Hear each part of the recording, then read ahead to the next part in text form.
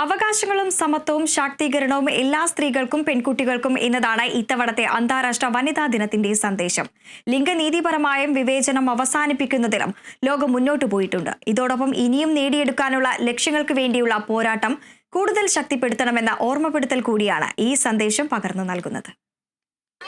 ലോകമെങ്ങും വനിതാ ദിനം ആഘോഷിക്കുമ്പോൾ നമ്മൾ ഓരോരുത്തരും അവനവനിലേക്ക് തന്നെ തിരിഞ്ഞു നോക്കേണ്ടതുണ്ട്.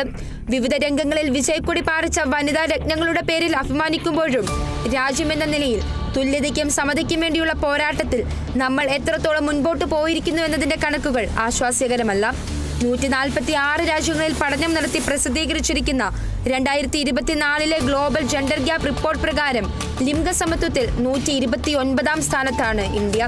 സതിയും പെൺഭ്രൂണഹത്യകളും അടക്കമുള്ള കടുത്ത രീതികളാൽ ശക്തമായ ഒരു കാലഘട്ടത്തിൽ നിന്ന് നാം ഏറെ മുൻപോട്ട് വന്നിട്ടുണ്ട് എന്നത് ശരിയാണ്. പക്ഷേ സ്ത്രീകൾക്കെതിരായ അക്രമങ്ങൾ തടയുന്നതിനോ അവരുടെ അവകാശങ്ങൾ ഉറപ്പു നൽകുന്നതിനോ അവരുടെ തീരുമാനങ്ങൾ സംരക്ഷിക്കുവാനോ കഴിയുന്നില്ല എന്നതും വസ്തുതയാണ്. ഗവൺമെന്റിൽ നിന്ന് ലഭ്യമായ ഏറ്റവും അവസാനത്തെ കണക്കനുസരിച്ച് ഇന്ത്യയിൽ പ്രതിദിനം 86 സ്ത്രീകൾ ബലാത്സംഗത്തിന് ഇരയാവുന്നുണ്ട്. ഇവരിൽ 2 മാസം പ്രായമായ പെൺകുഞ്ഞു മുതൽ 88 വയസ്സായ വയോധിക വരെ ഉണ്ടെന്നതാണ് ഏറ്റവും ഞെട്ടിപ്പിക്കുന്നത്. ഈ കേസുകളിൽ ശിക്ഷിക്കപ്പെടുന്നതാകട്ടെ വെറും 28% പേരും. കത്വയും ഹത്രാസും വാളയാറും കൊൽക്കത്തയുമെല്ലാം പേരില്ലാത്ത പെൺകുട്ടികളുടെ മുഖമാകുമ്പോൾ നമ്മൾ ഉയർത്തേണ്ട ചോദ്യം ഒന്ന് മാത്രമാണ്. കടലാസിലെ കണക്കുകളും പദ്ധതികളുടെ ഉദ്ഘോഷണങ്ങൾക്കും അപ്പുറം ലിംഗനീതിയിലും സമത്വത്തിലും നാം ഇപ്പോഴും എവിടെയാണ് നിൽക്കുന്നത്? News desk, Kerala vision news.